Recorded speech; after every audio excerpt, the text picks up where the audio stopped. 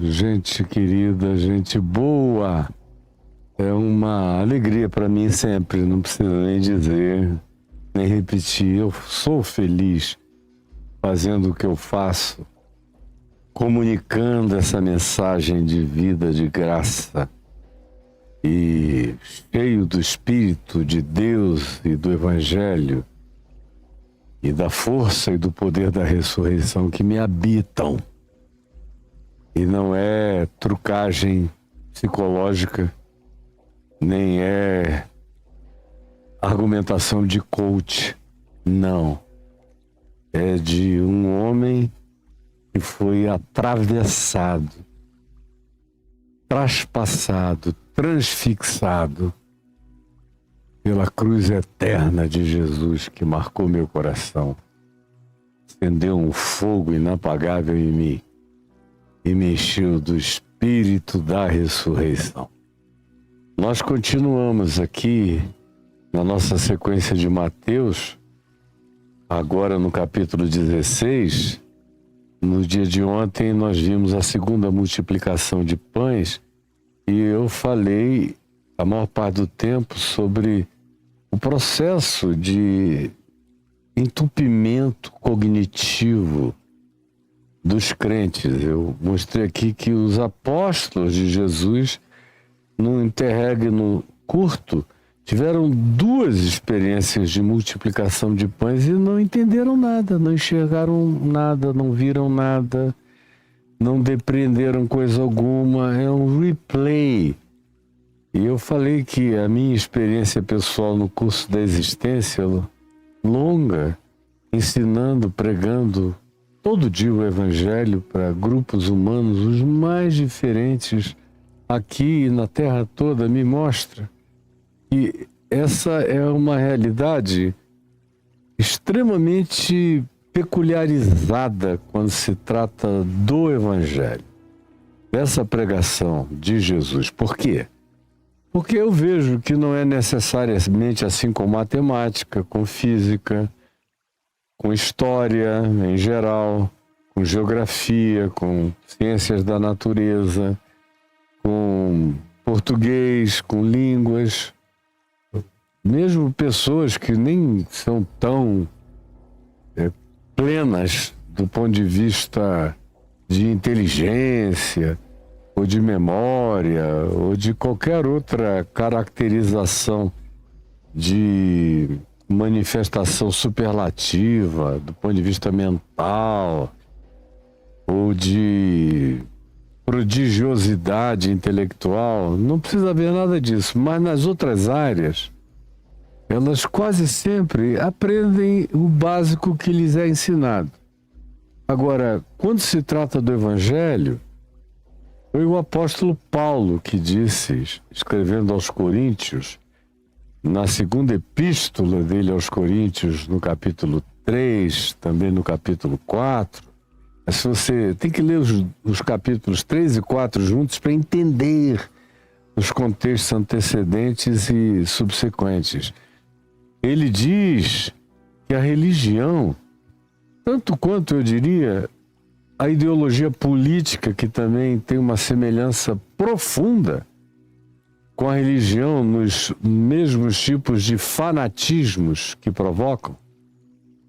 Na ideologia política é tanto mais parecido o fenômeno cognitivo com o da religião, com o bloqueio, com o véu que a religião cria na mente, na cognição, quanto aquele que seja o fanático divinize a figura política, como se fosse um mito divino, uma divindade, um ser messiânico. Vocês sabem exatamente como a cabeça das pessoas ficam, como fica a cabeça, como as pessoas ficam quando se entregam a um processo ideológico fanatizado, praticamente de adoração messiânica a uma figura política. Aí, nesse sentido, tem uma equivalência extremamente próxima ao que acontece com o fanatismo religioso, com o que ele produz na cabeça, com os bloqueios, com os impedimentos, com as blindagens. São bem equivalentes. Porque, no caso do fanatismo religioso, trata-se de uma torcida organizada em nome de Deus. Não tem nada a ver com Deus. O que vocês veem aí de religião pelo mundo inteiro são torcidas organizadas. Religião gera, em geral, um problema de cognição, de compreensão, por causa do fanatismo ao qual ela nos remete.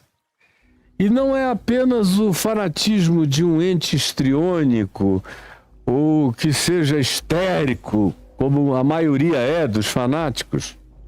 Outras vezes, trata-se de um fanatismo afetivo. A pessoa diz, não, eu não jamais deixarei de ser evangélico ou católico, ou espírita, ou umbandista, ou candomblessista, porque isso tem a ver com as minhas origens, com a minha cultura. E aí evocam uma quantidade enorme de coisas. Eu olho e eu entendo o limite daquelas pessoas. Para mim, que fui também criado num ambiente entre os católicos e os protestantes, eu tive a bênção de não ter aferramentos, ataviamentos em nenhuma direção. E como meu pai era agnóstico e a minha mãe presbiteriana, eu recebi as influências da minha mãe e da minha avó de natureza reformada e as influências agnósticas, filosóficas, do pensamento livre de um pai que até se converter era um livre pensador e depois de se converter se tornou um cristão livre para pensar.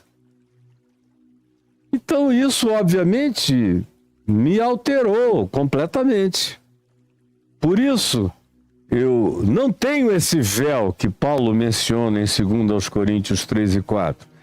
Diz que, por exemplo, os judeus não enxergam nada do evangelho. Você pode esfregar a ressurreição, eles podem ver o Cristo ressuscitado, mas eles têm um compromisso de vida e morte com o seu fanatismo histórico, religioso, com seu livro sagrado, objeto de culto, com aquele seu bezerro de ouro, de páginas, de papel que já foram, de pergaminhos que já foram escritos em tabletes, mas são as palavras cultuadas, letra por letra, tio por tio, vírgula por vírgula, e aquilo tem a cara do avô, da avó, do tio, da tia, tem fixações profundas. Se o indivíduo mudar de ideia, ele se sente traindo tudo e todos.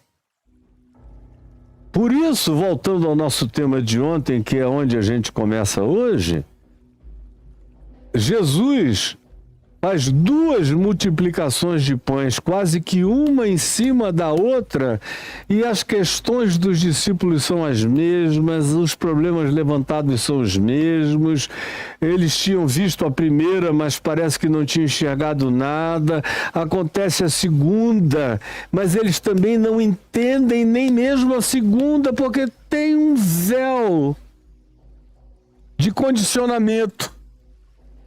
Aí você pergunta, e no caso deles, qual era? Para não enxergarem. Provavelmente, o maior problema daqueles discípulos que vieram a ser chamados de apóstolos fosse a própria presença de Jesus para eles, do ponto de vista cognitivo. Porque quando você tem uma certeza absoluta de que Jesus está com você, mas isso não é tratado como uma relação de amor, de intimidade, de interpenetrabilidade relacional, ele em mim, eu nele, nós no Pai. Quando não é fruto de aconchego, de lucidez, de compreensão, de escolha de fé, de atravessamento do ser não pela religião, mas pelo poder inegável da realidade da ressurreição que você prova, não como crença, mas como força explosiva, como poder existencial, que você não pode negar, que está aceso, poderosa e inapagavelmente aceso, como amor, como entrega, como vida dentro da sua existência. Que a única maneira disso acontecer em você, sem fazer de você um fanático religioso. Do contrário, você é atrapalhado por Jesus. Como a maioria dos crentes fanáticos que eu conheço, e eu falava dos apóstolos aqui, que ainda não tinham entendido realmente, completamente Jesus. Logo depois a gente vai ver Pedro fazendo uma declaração: tu és o Cristo, o Filho do Deus vivo. E a gente pensa que ele já tinha entendido tudo, mas logo depois a gente vê que não. Ele tinha entendido um pedacinho, uma fração. Era um vagalume, um iluminar piscante na consciência dele, mas ainda não era aquele clarão do haja luz e ouve luz que invadiu Paulo lá na porta de Damasco, com um poder infinitamente superior a tudo que Pedro tinha visto olhando para Jesus, mesmo na ressurreição. Pois bem, quando Jesus é tratado por nós como poder religioso, como presença suprema, como aquele que eu estando do lado dele, ele estando do meu lado, eu sou superior aos outros, eu tenho mais poder que os outros, eu sou mais excelente diante de Deus do que os outros. Quando eu tenho uma relação com Jesus que me faz me medir com os outros e medir os outros comigo, esse tipo de relação não é a relação proposta pelo Evangelho. É uma relação ainda de supremacismo. É uma relação de quem diz: eu estou andando com aquele que é o maior de todos. Era o caso dos apóstolos e dos discípulos. Eles tinham descoberto o maior de todos. E aí a gente pensa que isso ilumina. Deixa eu lhe falar uma coisa que você eventualmente não saiba. Psicologicamente, isso cega. Cego pela luz. Fica, como se diz na minha terra, encandeado. Como uma onça na estrada que dá de cara com seu farol alto e nem se mexe, encandeada pela luz. Não enxerga nada, cega.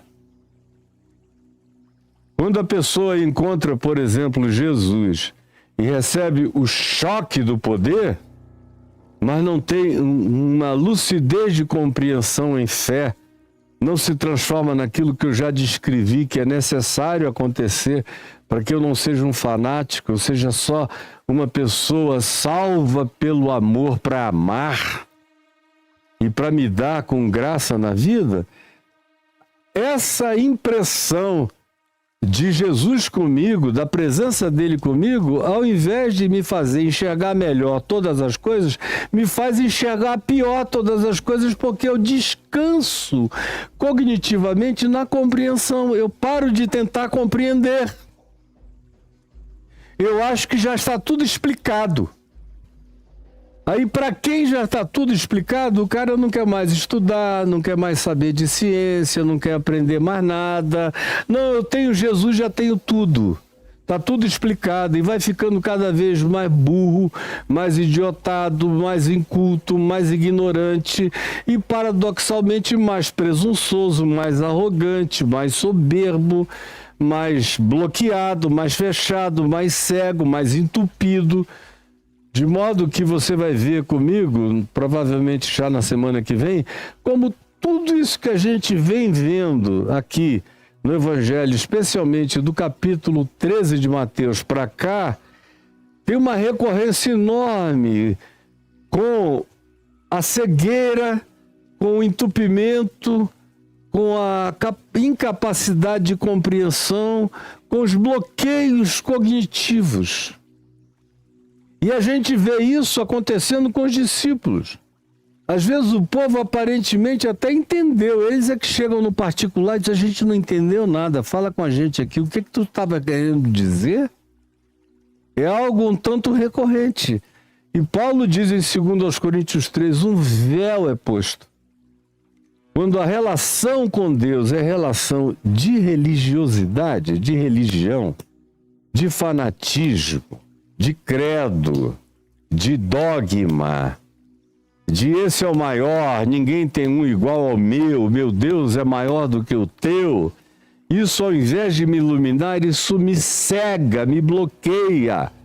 E eles provavelmente, estou falando, repetindo pela quinta vez, dos apóstolos, que viram as 2 multiplicações de pães e não entenderam nada, provavelmente tenham ficado cegados, ofuscados, pela certeza de que a presença de Jesus resolvia tudo, de modo que eles nem pensavam no problema do próximo, que foi o que Jesus fez quando realizou a primeira multiplicação dos pães, foi enxergar o problema do próximo.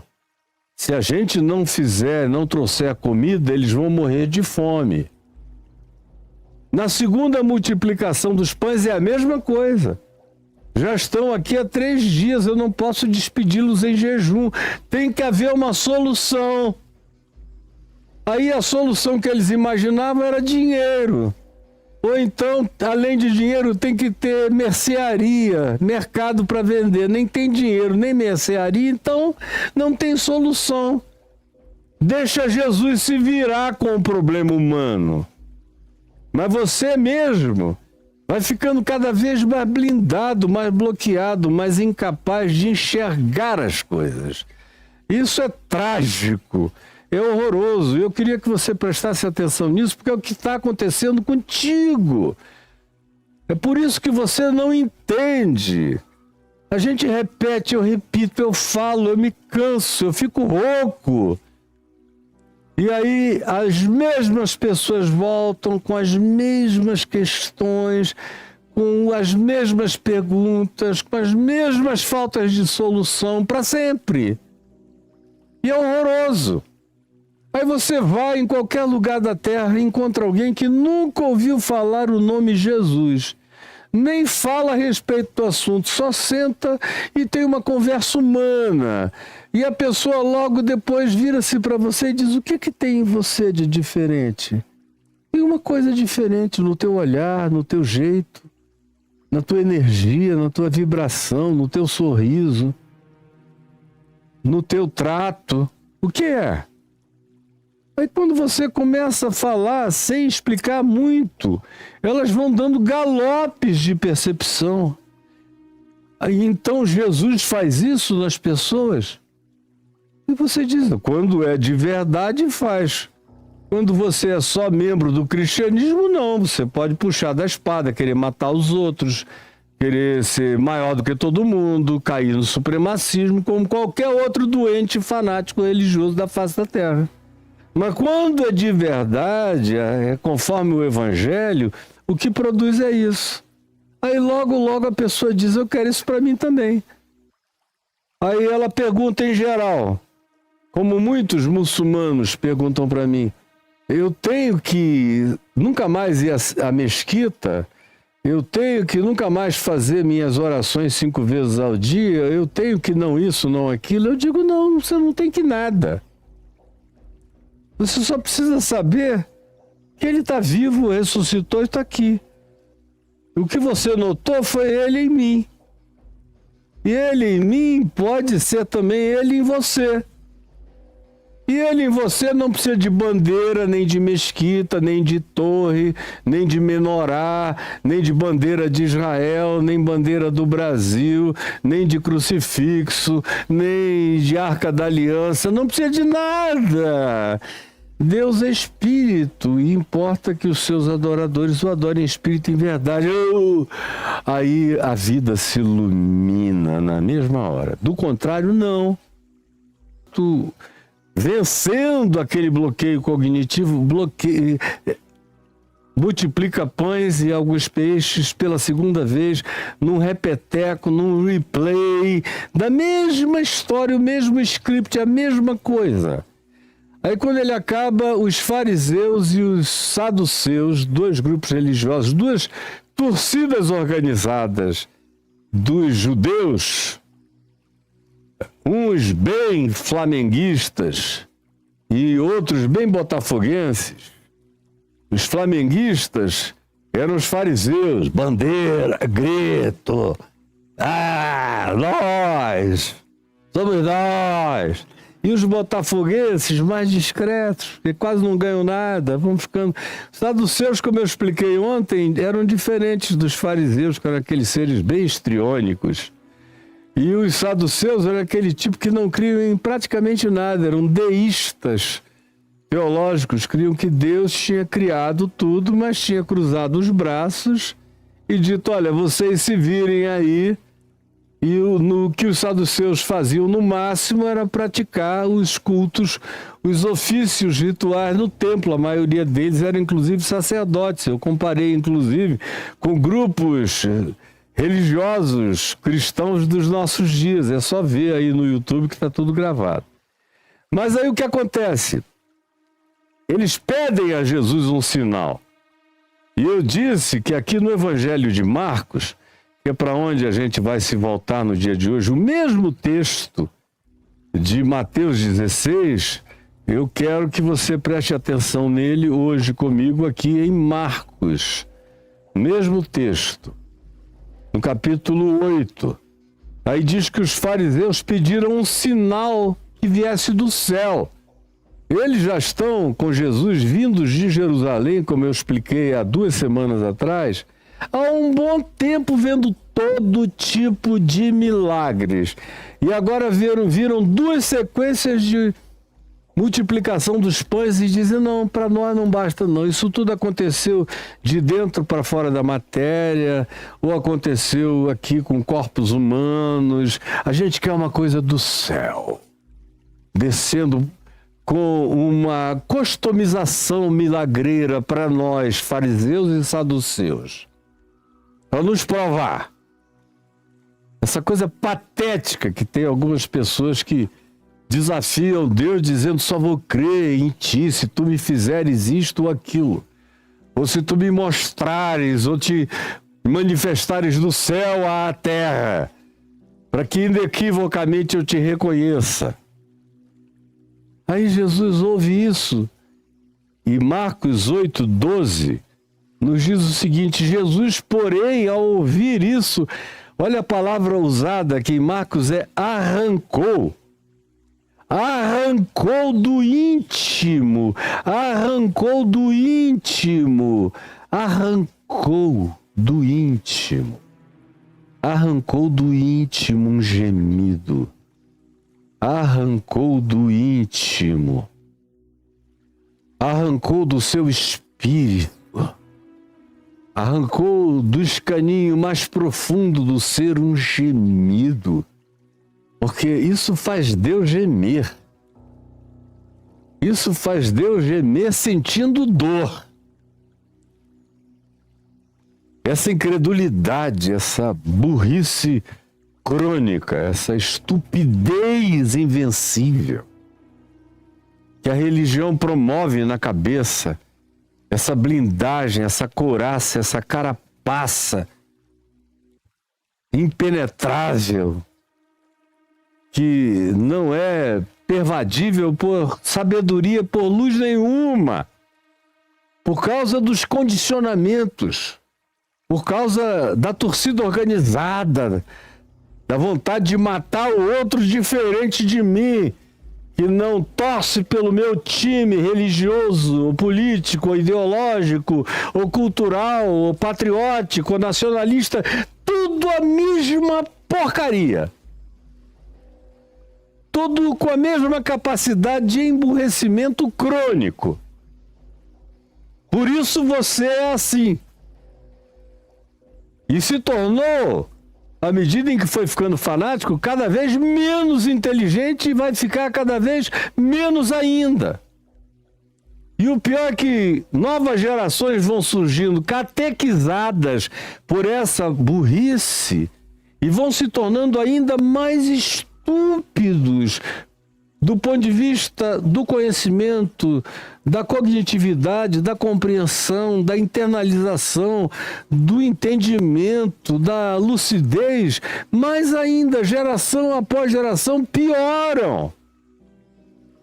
Como Jesus mesmo diagnosticou em Mateus 23, quando disse aos fanáticos religiosos: vocês dão uma volta no mundo como missionários para fazer um outro cara ficar igual a vocês.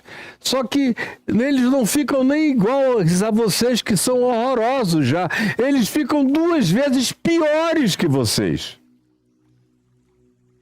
Pois bem, Jesus ouve esse pedido deles. E piora as coisas em relação aos apóstolos que, vendo 2 multiplicações de pães, não entenderam ainda, repetem o mesmo script.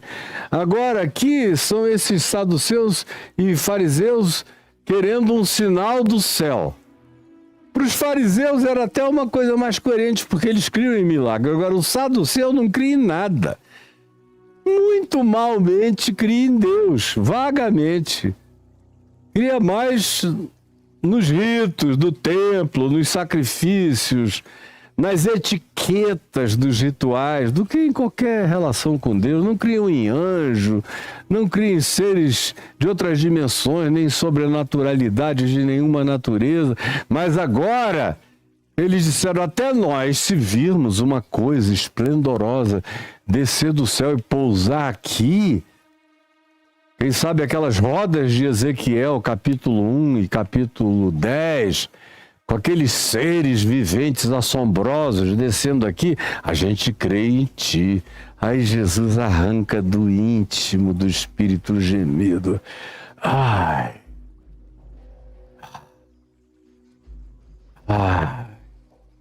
E é o que eu mais ouço.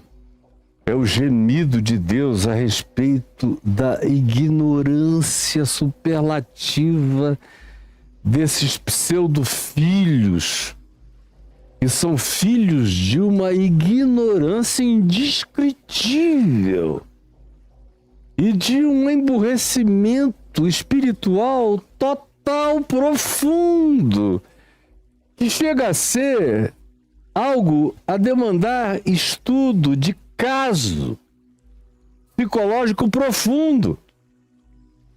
Eu vejo a psicologia dedicada a estudar uma quantidade enorme de transtornos, mas o transtorno de natureza religiosa e político-ideológica ninguém estuda.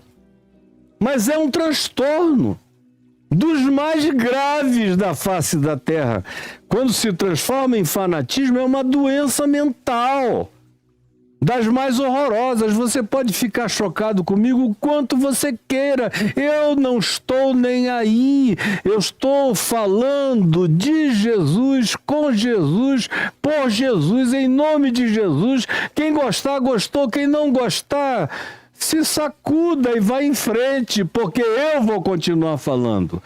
É mais fácil você não aparecer aqui, porque aqui é evangelho, com graça, lucidez, verdade e sem véu na cara, que você vai ter que encarar.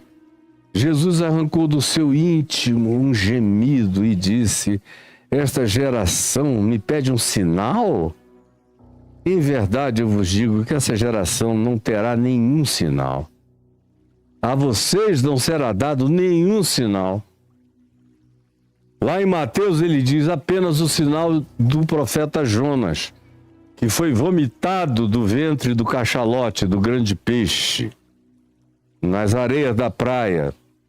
E Jesus associou isso à ressurreição dos mortos, que ele iria manifestar como Jonas, que ficou 3 dias e 3 noites no coração dos mares. Ele diz assim: o Filho do Homem ficará no coração da terra, mas vai ser vomitado pelo poder do Espírito Santo, trazido ressurreto e incorruptível de entre os mortos, rasgando a mortalha da morte de dentro para fora. Esse é o único sinal, mas vocês nem diante desse sinal crerão também. Ao contrário, vão fazer como fizeram. Um plano para declarar Jesus um embusteiro. É a palavra que eles usam para definir Jesus, embusteiro. Apesar do testemunho dos guardas, dos soldados, de todo mundo que viu, e não estou falando dos discípulos dele, dos que não eram e não tinham nada a ver com ele, mas viram e creram. Apesar desse testemunho, a religião se organiza e diz, não, vamos dizer que foi um embuste. Não, meu Deus, e apesar e além de tudo, esse cara ainda ressuscitar dentre os mortos, quem é que vai conseguir manter o poder? A gente vai perder todo o poder que a gente tinha. A gente pode perder Deus, perder salvação, perder perdão, perder tudo, mas poder não. Grana não. Domínio não, manipulação não, controle sobre os outros não. A gente negocia a alma com o diabo. Mas aceitar o testemunho da ressurreição jamais. E foi o que fizeram e é o que fazem até o dia de hoje. E não mudou absolutamente nada. Aí Jesus deixa isso sobre o que eu falei um pouco, concluindo no dia de ontem. Porque lá em Mateus ele chama de geração perversa e adúltera. E eu concluí ontem falando do perverso e do adúltero. E aí, o capítulo 8, verso 14 de Marcos, prossegue na mesma narrativa de Mateus 16, de 5 a 12, dizendo que Jesus, deixando aquele lugar que Mateus situa como Magadon, entre Tiberíades e Cafarnaum, e faz uma diagonal. Mas na mesma região do Mar da Galileia, que não é enorme. Eu tenho dito recorrentemente, o perímetro do Lago Paranoá aqui é quase o dobro daquele que é o do Mar da Galileia. Pelo menos 40, 50 quilômetros a mais aqui no Lago Paranoá. Pois bem, não era tão distante assim. Saíram do Lago Norte e foram lá para a barreira do lago, vamos supor, em quilômetros. Jesus pega um barco e vai. Muda de grupo. Outras aldeias, eram aldeias salpicadas em toda aquela região. E do outro lado do mar era outro país, com Decapólis, 10 cidades de influência greco-romana maravilhosas, super bem construídas, enfim, Abu Dhabis daqueles dias no Oriente Médio. Saindo dali, ele vai para essa outra região. E aqui em Marcos diz, logo a seguir, tendo embarcado juntamente com os seus discípulos, partiu para as regiões de Dalmanuta, que é uma outra palavra menor para descrever um ponto ali no norte do Mar da Galileia. Só isso. Tudo muito perto, tudo muito próximo.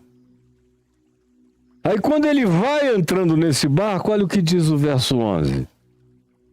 E saindo, os fariseus vieram discutir. Aí o verso 14 diz, ora, aconteceu que eles embarcaram para o outro lado fizeram uma diagonal para o outro lado do Mar da Galileia.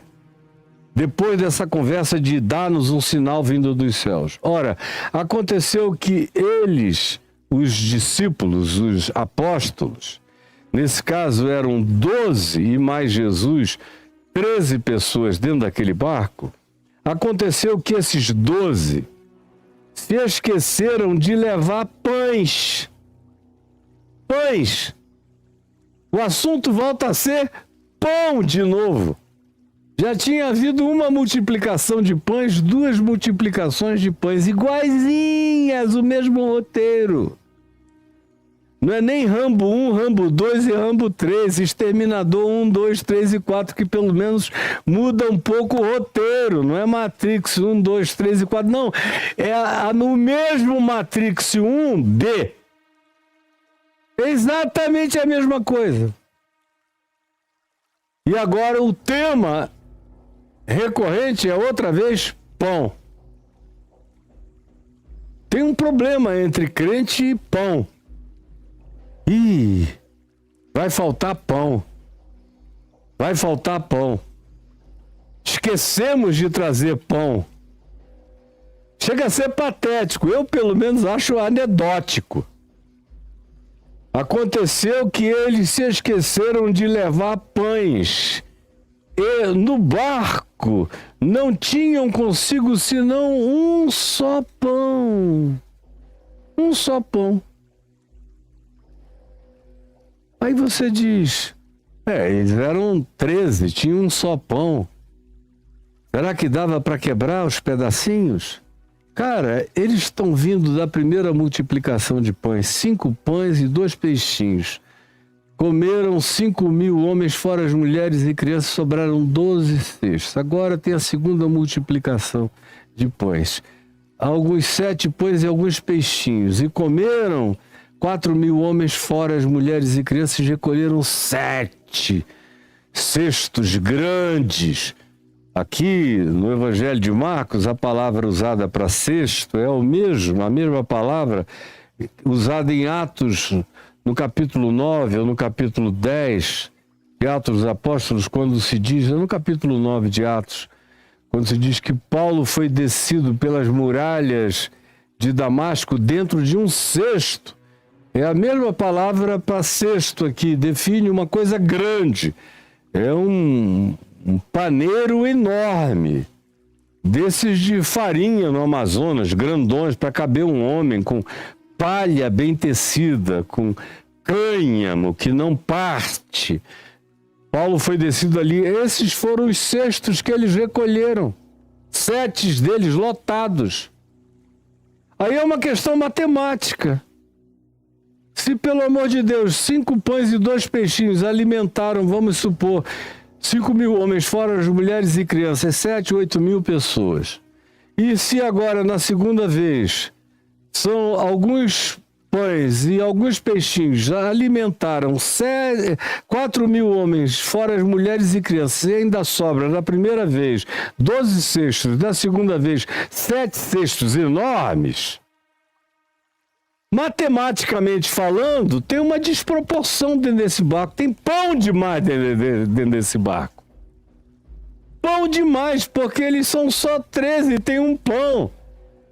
Nas outras multiplicações era muito pouco pão para muitas milhares de pessoas. Se você fizer a conta de 1 para 13, você vai começar a ver como tem uma extravagância de pão dentro desse barco. Comparado com o milagre, ou os milagres das multiplicações dos pães, tem pão demais, tendo um pão só para 13 pessoas. O barco vai acabar afundando com esse pão, minha gente. Mas eles dizem, ai, que problema, meu Deus. Agora, outra vez, a terceira vez, a gente não tem pão. Para nós, só tem um pão para a gente comer, para partir. E a viagem parecia até que era para atravessar o Atlântico ou o Mediterrâneo. Não, era uma diagonal boba. 1 hora de travessia com a velhinha, um ventinho, eles chegariam lá. No outro lugar parecia até que iam morrer de fome.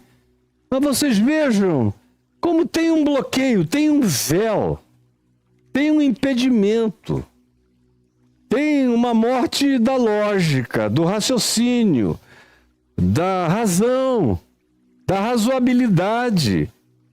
Tem, inegavelmente tem, porque eles não conseguem ter nenhum senso de proporção. Perderam completamente o senso de proporção.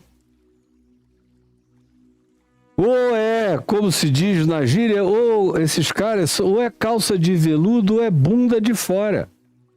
Mas senso de proporção, de equivalência, de propriedade, de bom senso, de quem pode o mais, pode o menos.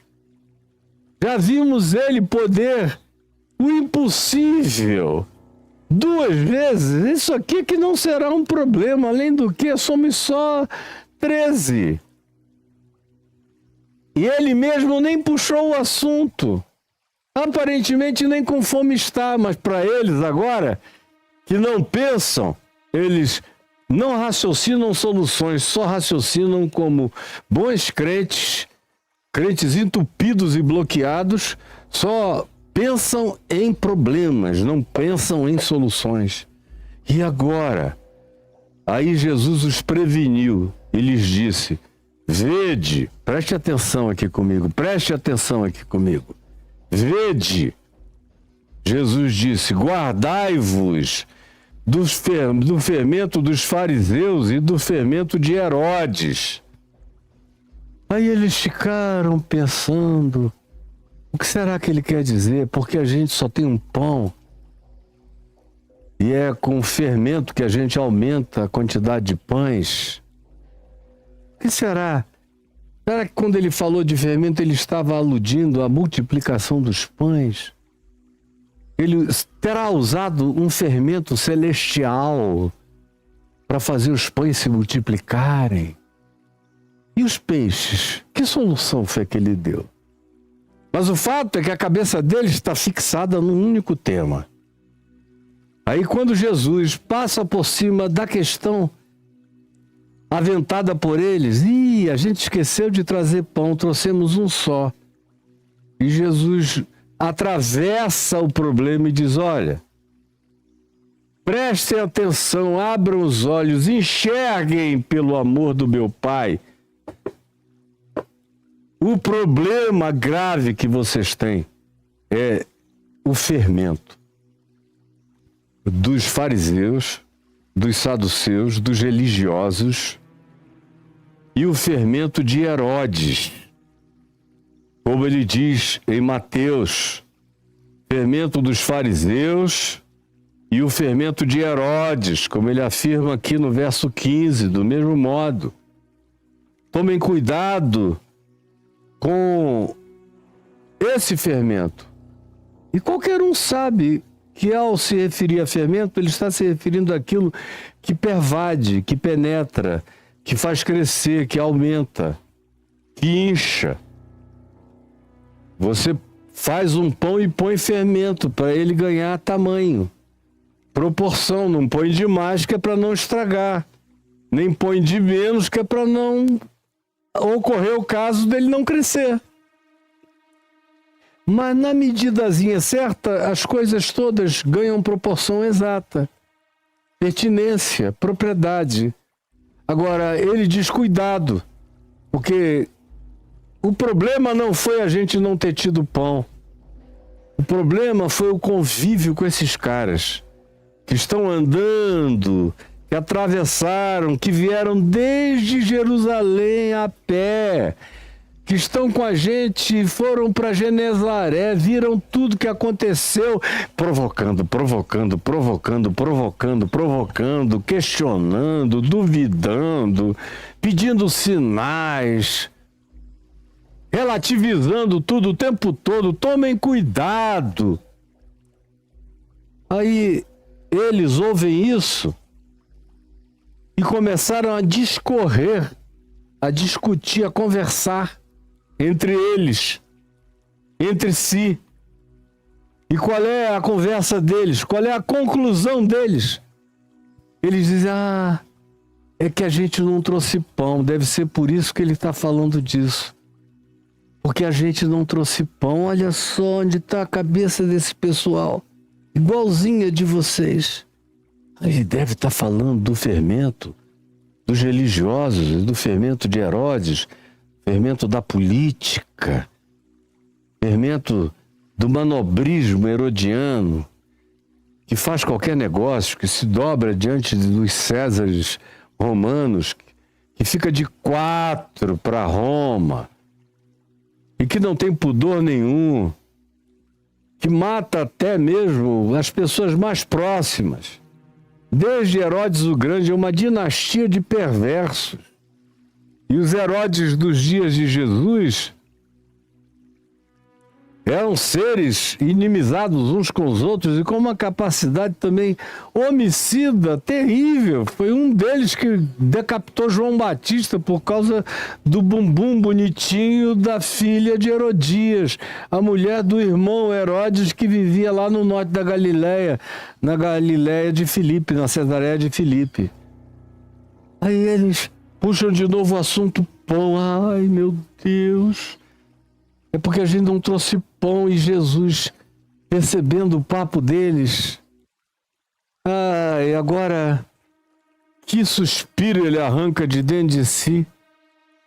Lhes perguntou que paciência você tem que ter para lidar com essa gente. Lhes perguntou por que vocês discorrem. Ficam falando um com o outro, discorrer. Não param. Essa conversa, não cessam esse tema patético, recorrente, repetitivo, outra vez. Por quê que vocês não largam o tema do pão para lá? Ainda não compreendestes? Ainda não considerastes? Ou em Mateus ele diz, não vos lembrais. E a primeira pergunta em Mateus é, não vos lembrais de quando eram milhares e a gente só tinha 5 pães e 2 peixinhos, e depois milhares e a gente tinha menos pães e menos peixes ainda. E como sobrou em abundância, vocês não estão conseguindo relacionar o nome à pessoa. Não lembram, sofrem de amnésia, não guardam nada na mente, não ponderam coisa alguma, não consideram, não compreendem, ou é o coração de vocês que está empedernido, endurecido, empedrado, aqui ó, corta para cá isso aqui, empedrado, é isto?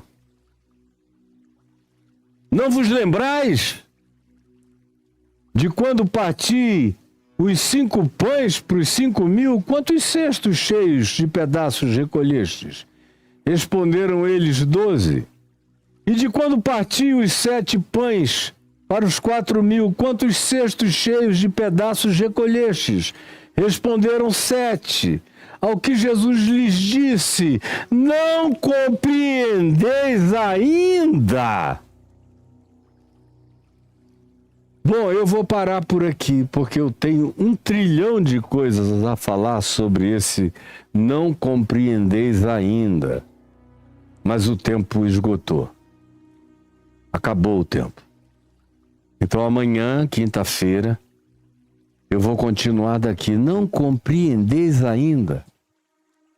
Ou as alternativas que ele deu. Não lembram? Sofrem de amnésia? Têm memória seletiva? Só lembram o que desejam lembrar e esquecem tudo que não querem guardar? É esse o problema de vocês? Ou é porque vocês não consideram? Vocês não pensam? Vocês não refletem? Vocês não têm nenhuma ponderação? Ou é mesmo um bloqueio cognitivo de modo que vocês ficaram num estado que não compreendem nada? O cérebro de vocês endureceu, o espírito de vocês murchou, a alma de vocês encolheu, vocês não têm percepção, compreensão de nenhuma natureza? Ou é um problema ainda mais profundo, de coração empedernido? Isso ele está falando com os apóstolos. Isso é uma doença que, se a gente não tomar cuidado, como eu disse no início, até a presença de Jesus não internalizada como amor, graça, bondade, misericórdia, não compreendida, não entendida, como a gente vai ver que eles não tinham entendido ainda mesmo, e de fato quem era Jesus, endurece o coração. Como o indivíduo que eu conheço, as pessoas que eu conheço que têm o coração mais duro no mundo, são as crentes. que nunca entenderam o significado do Evangelho de Cristo, mas acham que levantaram a mão, receberam Jesus, foram batizados, dão o dízimo, frequentam um lugar de culto, então eles estão salvos, eu não sei de quê. Enquanto têm um coração empedernido e são os seres mais abjetamente emburrecidos da face da terra. Como todo fanático religioso, fanático político, fanático ideológico. Não compreendeis ainda? Eu volto com você amanhã.